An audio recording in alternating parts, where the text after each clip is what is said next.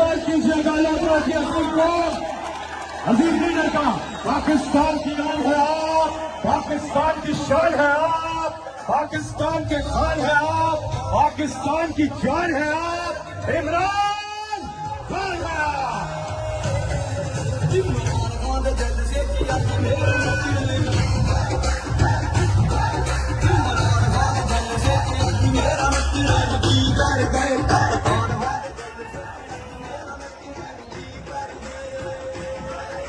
बिस्मिल्लाहिर्रहमानिर्रहीम। इय्याका नअबुदु व इय्याका नस्तईन। अल्लाह तेरी इबादत करते हैं और अल्लाह तेरी मदद मांगते हैं। लोधरा, सबसे पहले तो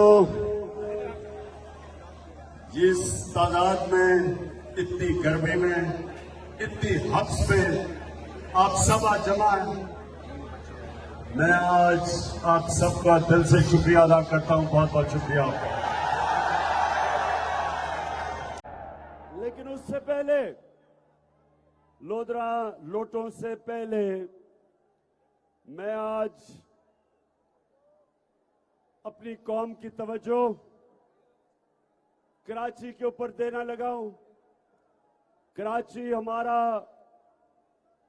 मुल्क का वो शहर है जो हमारा फाइनेंशियल कैपिटल है, यानी कराची ऊपर जाता है, मुल्क ऊपर जाता है। लेकिन कराची में इस मुल्क की तारीख के दो बड़े डाकू आए हैं, एक नवाज शरीफ और उसका खानदान और दूसरा आसिफ जरदारी।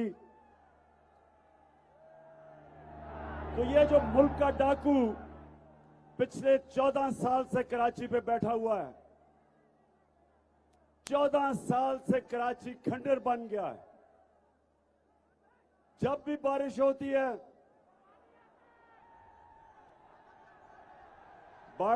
है, तो क्या पानी आता है। तो जब बारिश होती है, आज तक ये जरदारी और इसका जो चोरों का टोला है, इन्होंने कभी नहीं सोचा कि हम बारिश की कोई तैयारी करें। जिस तरह पंजाब, ये जरा सुनो लोधरा, बड़ा बुरा भला कहा गया उस्मान बुजदार को, लेकिन अभी लाहौर में भी बारिश हुई है। लेकिन उस्मान बुजदार ने अंडरग्राउंड टैंक्स बनाए हुए हैं, पानी नहीं खड़ा होता क्योंकि इंतजाम अरबों रुपया लगा के अंडरग्राउंड टैंक्स बनाए हैं, पानी को बचा रहे हैं। जब पानी नहीं होगा तो इस पानी को इस्तेमाल करेंगे पौधों के लिए। और उधर कराची में 14 साल से ये डाकू बैठा हुआ है जरदारी, और कराची का पैसा चोरी होके और सिंध का वो जाता है दुबई, वो हवाला हुंडी से बाहर जाता है। कराची जिसको सारी मुल्क को उठा देना चाहिए, उसके हालात आज देख लें। और कभी भी जब तक ये डाकू वहां बैठा हुआ है, कराची आगे नहीं बढ़, सिंध आगे नहीं बढ़ने लगा। सिंध के नाम पे सियासत और चोरी करके पैसा मुल्क से बाहर, इसके सारे केस तैयार थे। सुनो लोधरा, इसके सारे केस तैयार हुए थे, इसके और वो मुराद अली शाह और इसके खानदान के। लेकिन कौन सी ताकत थी इस मुल्क में जो इसको सजा नहीं दिलवा सकी, जो रोकती थी इसको सजा देने से? कौन थे? बस जो भी ताकत थी, मैं आपको यकीन दिलाता हूं कि मैंने पूरी कोशिश की कि इन चोरों को, इनका एहतसाब किया जाए, इनको सजा दी जाए। लेकिन ये फिर मैं कभी बताऊंगा कि जिनके पास ताकत थी, मुझे अफसोस से कहना पड़ता है कि वो चोरी को इतना बुरा नहीं समझते थे। जिस तरह इनका एक रस्तू है नून लीग का एहसन इकबाल, वो कहता करप्शन होती है, यानी कहता मुल्क तरक्की कर जाता है करप्शन के बावजूद, यानी कि ये वो कह रहा है। लोधरा सुनो जरा, हमारे अल्लाह का हुक्म है अमर बिल मारूफ, हक और सच के साथ खड़े हो, बुराई के खिलाफ खड़े हो। और ये चोर हमें कह रहे हैं कि बुराई कोई बुरी चीज नहीं होती, चोरी बुरी चीज नहीं है। जो करप्शन होती है, पैसे खाए जाते हैं, ये रीत पड़ने दें, इस रीत को मजबूत होने दें, यही पाकिस्तान का मुकद्दर ताबनाक करेगा। तो आज जो सबसे बड़ा सबक है वो ये है कि आपको मैं दुनिया में बहुत से ममालिक गिना सकता हूं कि जिन्होंने हमारी जितनी करप्शन के बावजूद तरक्की कर ली है। असासे आमदन के मुताबिक नहीं तो तुम्हें इससे क्या?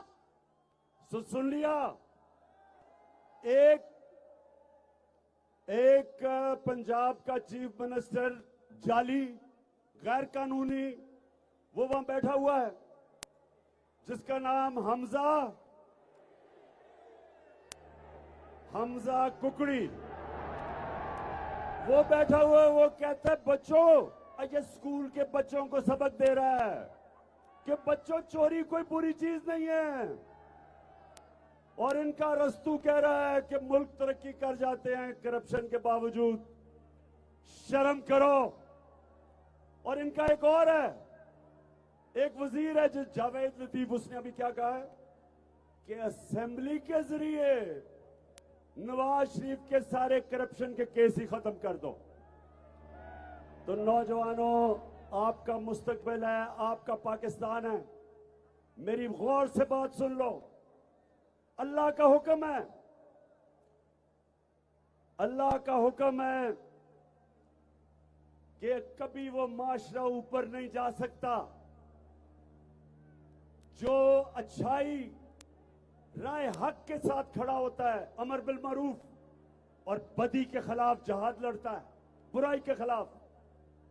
अल्लाह ने लोधरा, अल्लाह ने हमें इजाजत नहीं दी न्यूट्रल बनने की। या अच्छाई के साथ खड़े हो या बुराई के साथ, न्यूट्रल आप नहीं बन सकते। कौम को, सारी कौम को तैयारी करनी चाहिए। ये फैसला कुन वक्त है। ये जो आपका इलेक्शन है, ये जो 17 तारीख को इलेक्शन है, ये इलेक्शन नहीं है, ये जहाद है। ये इस मुल्क की हकीकी आजादी की जद्दोजहद है। ये जो चोर हमारे ऊपर मुसल्लत किए गए, अमेरिका ने साजिश करके यहां के मीर जाफर और मीर सादिक के साथ मिलकर इन चोरों को हमारे ऊपर मुसल्लत किया। और ये चोर क्या कह रहे थे जब मेरी हुकूमत थी कि जी बहुत ज्यादा महंगाई है पाकिस्तान में, महंगाई इतनी है कि इमरान खान को हटा दिया जाए। महंगाई के ऊपर इन्होंने सारा वक्त कैंपेन की, और जैसे ही ये चोर इख्तिदार में आए, महंगाई को तो भूल गए और आते साथ ही इन्होंने अपने करप्शन के केस खत्म किए। 1100 अरब रुपए की इन्होंने अपनी चोरी, जो इन्होंने 10 साल में मिलकर चोरी की थी जरदारी ने और शरीफ खानदान ने, आते साथ ही 1100 अरब रुपए अपने माफ करवाए। इससे बड़ा डाका कभी पाकिस्तान पे पड़ा ही नहीं है। आपका पैसा था लोधरा, ये आपका पैसा था। 1100 अरब रुपया आपका पैसा था। ये जो इन्होंने आते साथ ही नैब की अमेंडमेंट करके अपने आप को एनआरओ दिया, और फिर आपने शायद वो सोशल मीडिया पे देखा होगा, एहसन इकबाल मैकडॉनल्ड खाने गया था।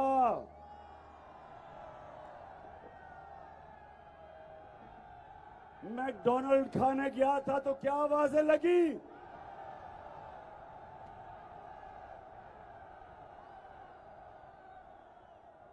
कहता है कि इमरान खान ने लोगों को ये बदतमीजी सिखा दी है। और एहसन इकबाल झूठे अरस्तों, ये बदतमीजी नहीं है, हकीकत है। तुम चोर हो। तुम्हारा जो जिसके कदमों में आप गिरते हो, क्योंकि शाही खानदान है शरीफों का, आप सब उनके दरबारी हो। आपको पता है कि नवाज शरीफ इस मुल्क का सबसे बड़ा डाकू है। जरदारी के साथ मिलके इन्होंने मुल्क को मकरूज करवाया। और आपको शर्म नहीं आती कि आप इनके जूते पॉलिश करते हो इन चोरों के, और फिर कहते हो कि इमरान खान ने सिखा दिया जी बदतमीजी करना। ये हकीकत है। 1100 अरब रुपया आपने आते साथ ही इस कौम का हजम किया। आपने डाका मारा 1100 अरब रुपए का।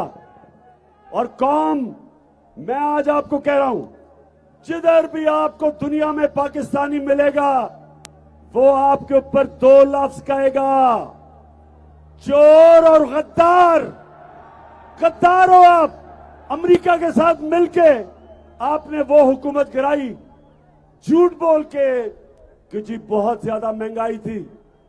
जरा लोधरा ये सुन लो, जब से ये आए हैं ये जरा गौर से सुनो।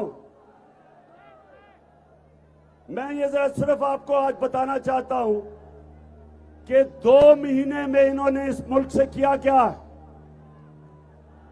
दाल चने की एक एक चीज मैं बताऊंगा। 21% कीमत बढ़ी दाल चने की। मसरूर की दाल 30% बढ़ी। माश की दाल 13%। प्याज जो हर आदमी बेचारा गरीब आदमी रोटी के साथ खाता है 100% बढ़ गया, यानी दुगनी कीमत। आलू 35% बढ़ गया। और अंडे, ये जरा सुनो अंडे, क्योंकि ये हमजा कुकड़ी की बिजनेस अंडे हैं और मुर्गियां। तो हमजा कुकड़ी ने अंडे की कीमत 36% बढ़ा दी है। और हमजा कुकड़ी ने कुकड़ियों की कीमत 100% बढ़ा दी। अब ये कुर्बानी में थोड़ी नीचे आई है, लेकिन दुगनी कर दी थी। उसके बाद घी 22%। ये याद रखे, ये आम आदमी इस्तेमाल करता है। 22%। पेट्रोल 100 रुपया लीटर इसने 2 महीने में बढ़ाया है। 100 रुपया लीटर।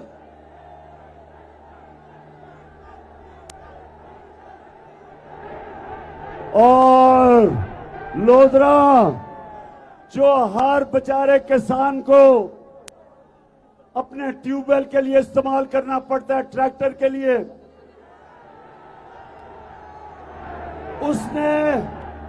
उसकी कीमत, फजलुर रहमान की कीमत 130 रुपया बढ़ा दी है।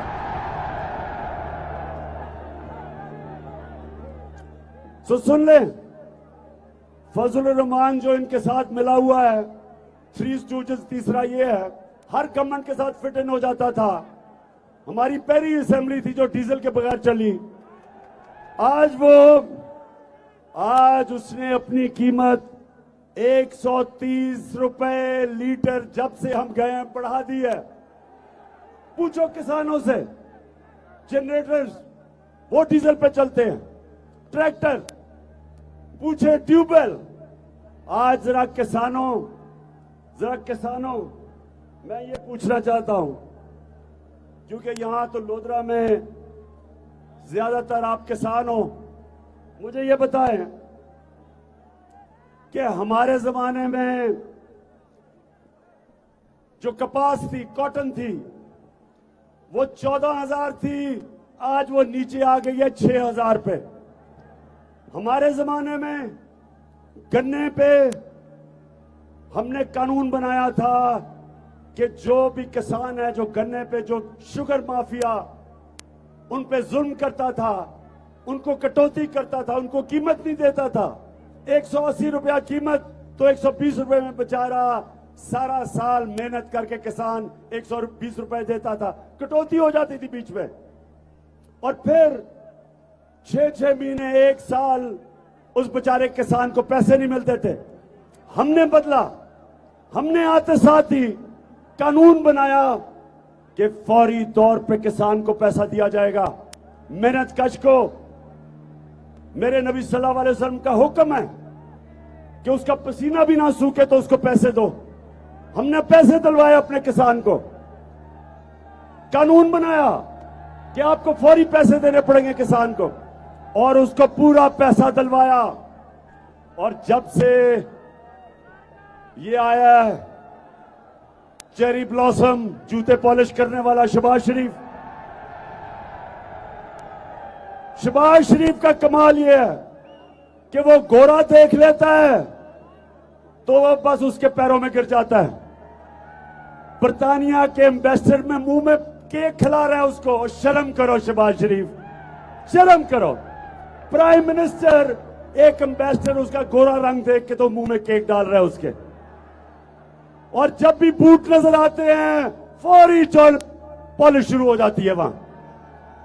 तो ये शहबाज शरीफ, क्योंकि इनकी शुगर मिल्स हैं, अब फिर वापस किसान को पूरी कीमत नहीं मिल रही, और फिर 6-6 महीने उन बेचारों को इंतजार करनी पड़ती है पैसे की। तो किसानों, मैं ये आपको इसलिए चीजें बता रहा हूं कि ये आज मैं आपके पास आया इसलिए हूं लोधरा, ये आपने जहाज समझना है। 17 तारीख को इलेक्शन नहीं है, ये हकीकी आजादी की जंग है।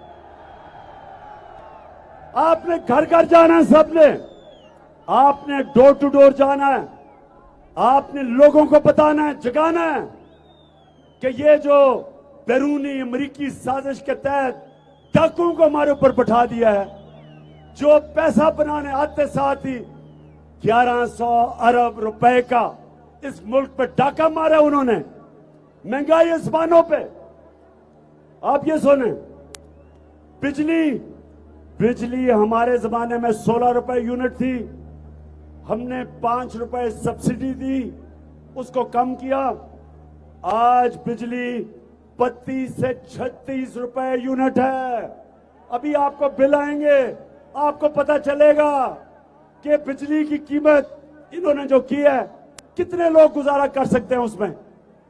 उसके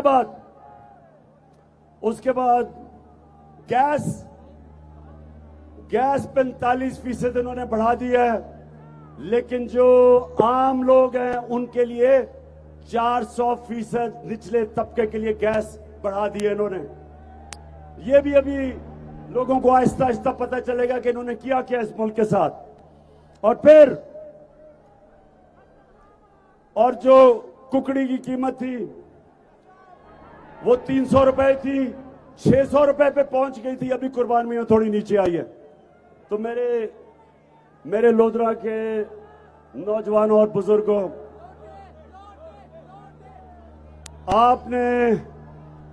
आपने इन लोटों को शिकस्त देनी है।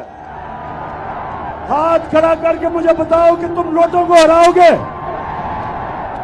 ये नौजवानों, मैं अपने नौजवानों से खास तौर पे कह रहा हूं कि ये आपकी जंग है।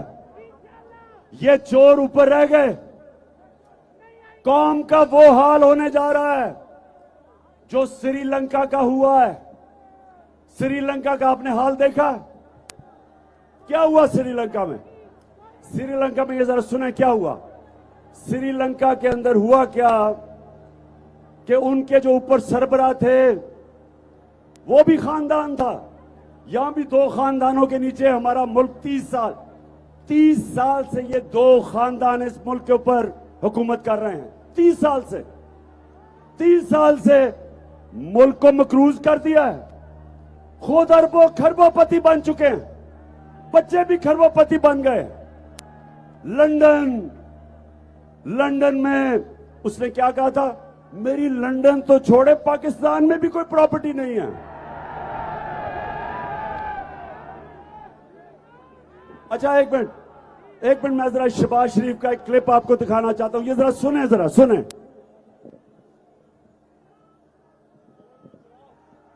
जब मैं आया हूं तो आप समझेंगे शायद ये मांगने आया है। मैं मांगने नहीं आया, लेकिन मजबूरी है। अमेरिका जो है अगर जो है वो चाहे तो इस वक्त पाकिस्तान के लिए इतनी माशी जो है डिफिकल्टीज क्रिएट कर सकता है कि मैं समझता हूं कि हो सकता है हम जो हमारा ऑयल बिल जो है अदा करने के लिए हमारे पास पैसे ना रहे।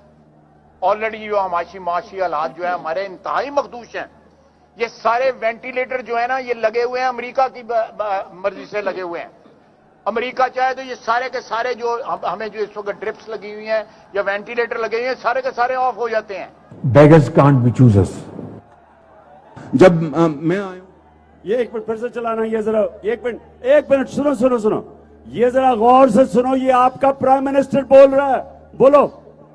जब मैं आया हूं तो आप समझेंगे शायद ये मांगने आया है। मैं मांगने नहीं आया, लेकिन मजबूरी है। अमेरिका जो है अगर बस, जो है वो चाहे बस मैं मेरी कौम देखे। पाकिस्तानियों सुने जरा मेरी बात। आपका मुल्क जब पाकिस्तान बन रहा था तो मेरा कायदे आजम, इस मुल्क का अजीम लीडर, एक गुलाम हिंदुस्तान में एक आजाद इंसान था, खुददार इंसान था। और हमारे मुल्क बनने पे जो नारा था कि पाकिस्तान का मतलब क्या, मेरा तेरा रिश्ता क्या, इसका मतलब ये कि आज हमारा सारा मुल्क, बलोचिस्तान, सिंध, गिलगित बल्तिस्तान, आजाद कश्मीर, सिंध, पंजाब, हमारा एक ही रिश्ता है, ला इलाहा इल्लल्लाह। हम सब एक कलमा हमें इकट्ठा रखता है। इसकी वजह से हमारी जुबानें भी मुख्तलिफ हैं। कोई सिंधी बोलता है, कोई पश्तो बोलता है, कोई बलोच, हमारी सारे पंजाबी बोलता है, कोई, हम सब मुख्तलिफ हैं, लेकिन हमारा रिश्ता एक है, ला इलाहा इल्लल्लाह। अब ये जो चेरी ब्लॉसम ने बात की कि जी मैं भीख तो नहीं मांगने आया, और दूसरा कहता है जी हम तो अमेरिका ने अगर चाहे तो हम मारी जाएंगे। बेशरम लोगों, शर्म करो। एक अजीम मुल्क के कीदर लीडर हो, बेशरम लीडर हो, भिखारी हो तुम। कहता अगर हम अगर भीख नहीं मांगे, कहता अगर हम अमेरिका की इसलिए गुलामी कर रहे हैं कि हम भिखारी हैं। शहबाज शरीफ, तुम और तुम्हारा भाई और ये जरदारी भिखारी है। ये कौम गैरतमंद कौम है, कौम ला इलाहा इल्लल्लाह का दावा करने वाली कौम है। हम स्वाय अल्लाह के किसी के सामने नहीं झुकते। हमें तो हमारे कलमा ने आजाद कर दिया है। हमें तो ला इलाहा इल्लल्लाह ने, हमें तो उसने आजाद कर दिया है। उसने हमारी गुलामी की जंजीरें तोड़ दी हैं। यह मुल्क आजाद क्यों हुआ था? क्योंकि कायदे आजम और अल्लामा इकबाल, उन्होंने कहा कि अंग्रेज की गुलामी के बाद हम हिंदुओं की गुलामी में नहीं जाना चाहते, इसलिए पाकिस्तान बना था। और अगर हमने उसके बाद आज अमेरिका के बूट पॉलिश करने हैं, इससे बेहतर है कि पाकिस्तान ना बनता। मैं किसी के सामने अल्लाह के शुक्र, क्योंकि उसने ला इलाहा इल्लल्लाह मेरे दिल में डाला है, ना मैं कभी आज तक किसी के सामने झुका हूं। और पाकिस्तानियों, मैं ना आपको किसी के सामने झुकने दूंगा। हमारा मुकाबला, सुन ले जरा, हमारा मुकाबला इन चोरों के साथ है। ये पैसे चला रहे हैं, इनसे पैसे ले लो, वोट बल्ला पे डालना, इन चोरों के साथ है। फिर वो इलेक्शन कमिश्नर, वो जो जाके मरियम के और हमजा के कदमों में बैठ के प्लान कर रहा है कि इलेक्शन कैसे इन्होंने जीतनी है, क्योंकि ईमानदारी से तो ये कुछ भी नहीं कर सके, ना पैसे बना सके, ना बिजनेस चली, ना पॉलिटिक्स की, ना इलेक्शन लड़ी। और जब नवाज शरीफ क्रिकेट खेलता था बागे जिना में, तो अपना पैर खड़ा करके करता था। तो ये वो लोग हैं, ईमानदारी से कुछ नहीं कर सकते। इलेक्शन कमीशन को भी साथ में लाया हुआ है, पैसे दे रहे हैं लोगों को। और वो जो मिस्टर एक्स बैठा हुआ है लाहौर में, वो कौन है मिस्टर एक्स? सबको पता है वो मिस्टर एक्स कौन है। वो बैठ के इनके साथ तैयारी कर रहा है। और हम सब ने पाकिस्तानियों, हम 12 करोड़ पाकिस्तानी हैं, हम किसी के गुलाम नहीं हैं, ना हम किसी से डरते हैं। हम सब ने इसके बावजूद कि इन्होंने पूरी कोशिश करनी है इलेक्शन में धांधली करने की, हमने इसके बावजूद इनको फेंटा लगाना है, इनको हराना है। और आपने सबको मैं जिम्मेदारी दे रहा हूं, नौजवानों, मैं सबको जिम्मेदारी दे रहा हूं कि ये आपके मुस्तकबिल की जंग है। आपने पहरा देना है पोलिंग स्टेशंस पे। मेरे जो दो टाइगर लड़ रहे हैं इलेक्शन, एक अमीर और एक कैप्टन इज्जत, अब से लेके पोलिंग डे तक आपने घर घर जाके लोगों को सिर्फ एक चीज बतानी है कि ये आपकी हकीकी आजादी की जंग है, इलेक्शन नहीं है। अपनी बहनों को, मेरी जो बहनें सामने खड़ी हैं, आपको जिम्मेदारी दे रहा हूं। आपने घर घर जाना है, नौजवानों ने जाना है, बच्चों ने जाना है। और इंशाअल्लाह जिस तरह पाकिस्तान और हिंदुस्तान की तारीख में, क्रिकेट की तारीख में वाहिद कप्तान हूं, अल्लाह का करम है, जिसने हिंदुस्तान जाके उनके अंपायर होते हुए वाहिद कप्तान हूं, हिंदुस्तान के पैरों के बावजूद उनको हरा के आया था। इसी तरह अब इनको हमने हराना है। तो नौजवानों, आप सब तैयार हो? हाथ खड़कर बताओ, तैयार हो आप सब? उधर भी तैयार हो? ये जंग आपकी है। और इंशाअल्लाह जब ये इलेक्शन हो जाएगा तो लोधरा में आपके पास आके और इंशाअल्लाह हम यहां अल्लाह का शुक्र अदा करेंगे। बहुत मेहरबानी। पाकिस्तान जिंदाबाद। इंशाअल्लाह।